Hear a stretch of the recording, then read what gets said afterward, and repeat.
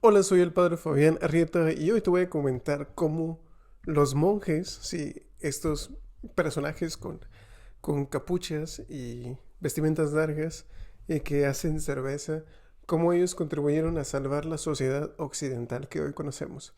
Y te preguntarás qué tiene que ver esto, qué tiene que ver que estos hombres y mujeres monjas en un momento, cómo contribuyeron ellos si estaban encerrados en su monasterio o en su convento, cómo contribuyen a la civilización occidental, cómo puede ser esto posible. Bueno, te lo comento aquí en datos sobre el sacerdocio.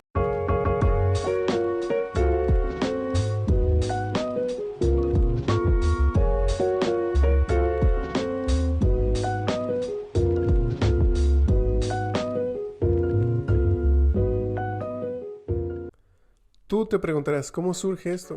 ¿Cómo es que algunos hombres y mujeres de una manera u otra deciden irse al desierto para estar con Dios, por así decirlo? Bueno, hay que decir que desde los inicios del cristianismo, hombres y mujeres querían dedicar su vida entera al Evangelio, a seguir el reino de Dios. Y esto es un fundamento para la vida monástica. Después van a surgir los eremitas, es decir, que viven en un eremitorio, apartado de todo, y que quieren, como lo he dicho, separarse totalmente de las cosas del mundo para vivir en trabajo y oración y perfeccionarse en una vida cristiana para estar con Dios. Pero el monje o el monasterio surge de la necesidad de sí tener esa vida apartada en los primeros siglos de la iglesia, pero apartada en comunidad. Y surgen personajes como San Antonio, le dicen algunos del desierto, San Antonio Abad. Pero el personaje más característico fue San Benito Abad, que es el fundador de los benedictinos, de cuya regla pues muchos monasterios gozan una base y que hoy en día se convierten ellos como en el modelo, por así decirlo, del monacato de los monjes por excelencia. Y tenemos el gran monasterio que ellos fundaron, que es Monte Cassino, y que ha sobrevivido muchas situaciones hasta el día de hoy. Ahora, ¿cómo es que estos hombres y mujeres rescataron la sociedad occidental? ¿Cómo vamos a argumentar esto? ¿Cómo vamos a decirlo? ¿Cómo es posible que tengamos este argumento si ellos estaban apartados? Sobre todo pensemos en el medievo, donde no había tanta tecnología como hoy en día. Tecnología digital me refiero. Bueno, hay que irnos por partes. Primero, eran personas que destacaban en las artes prácticas, por así decirlo. Sobre todo en el tema de la agricultura, tenemos a grandes maestros de la agricultura que en el trabajo cotidiano que hacían, que representaba una espiritualidad para ellos, porque al hacer trabajos de agricultura pues era algo tan desgastante pero a la vez tan lleno de gracia para ellos. Al hacer esto tenían ellos una habilidad que se fue desarrollando y generando técnicas de agricultura que pues realmente fue lo que hizo que Europa en sí tuviera agricultura en la Edad Media, y eran maestros agricultores en las zonas donde ellos estaban. De hecho, muchos libros históricos hablan de cómo los monjes son como íconos o maestros agricultores de su tiempo. Y sí, en esta época se da la producción de vino, de acuerdo a la agricultura. Y el vino tan bueno que conocemos de los monasterios se da en estas épocas, en donde a falta de un conocimiento ellos tienen que, por su propia cuenta, hacer técnicas propias para cultivar y para cosechar y después para fermentar y fabricar el vino que se vendía. Pero no solamente era una aportación pues agricultora en el campo, sino también una aportación tecnológica.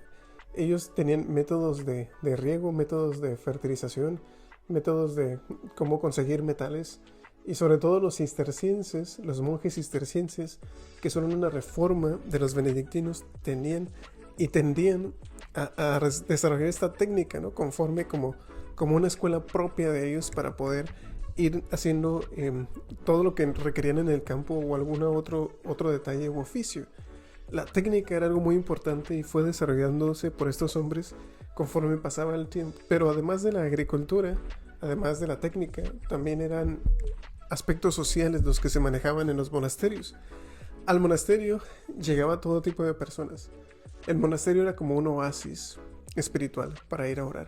El monasterio era el lugar donde podían darle hospedaje al pobre, al indigente, al peregrino.